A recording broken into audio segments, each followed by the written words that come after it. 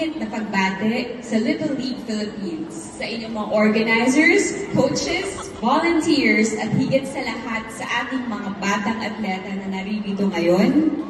Sabi nga po niya, ang bawat batang may pangarap at disiplina sa sports ay isang hakbang palapit sa mas matatag na kinabukasan.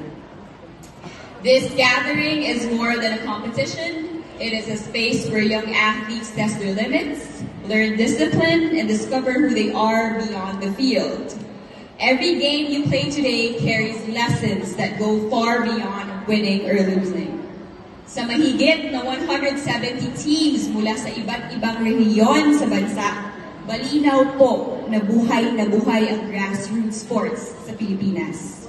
At sa bawat paghampas ng bola at bawat tagbo sa base, may kasamang pangarap, pagod at sakripisyo na hindi nakikita ng karamihan. Each athlete here carries not just a uniform, but a story, early mornings, long practices, and quiet determination. Success in sports is not built in one game, but in the discipline you repeat every single day. Madalas pong sabihin ni Senator Bongo na ang sports ay hindi lang laban ng lakas, kundi laban ng character. Sports teach values that stay with you for life.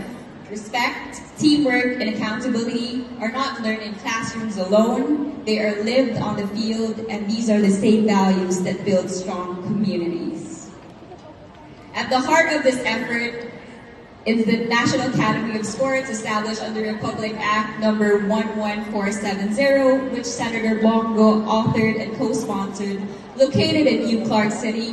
It allows young athletes to pursue both education and sports trainings at the same time, because excellence should not force a choice between academics and athletic dreams. Upang mas palawak po itong naghahandin po siya ng Bill number 171 or Proposed National Academy of Sports Regional Expansion Act of 2025 na layong magtayo ng mga regional campuses sa iba't ibang bahagi ng bansa, lalo na sa Visayas at Mindanao. Dahil ang oportunidad ay dapat lumapit sa kabataan, hindi kabataan ang laging lalapit sa oportunidad. He also filed the Senate Bill number 407 to amend Republic Act number 10699, ensuring that the para-athletes receive inclusive incentives because every athlete, regardless of ability, deserves recognition, support, and respect.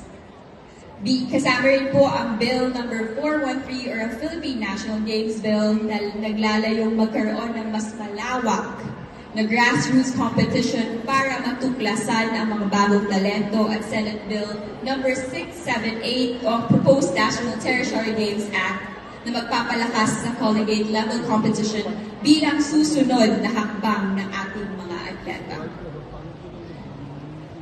Bilang chairman ng Senate Committee on Sports mula 2019, nasaksihan din natin ang makasakayang tagumpay ng Pilipinas ang unang Olympic medal Tokyo 2020 at ang twin gold victory ng Paris 2024. Ipinakita niya nito na kapag may sapat na suporta, kayang makipagsabayan ng Pilipino sa buong mundo.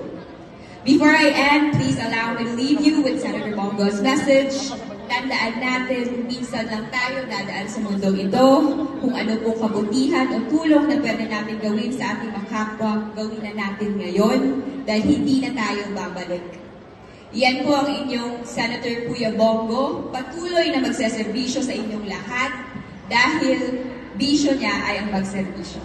Thank you so much and I hope everyone has a pleasant afternoon.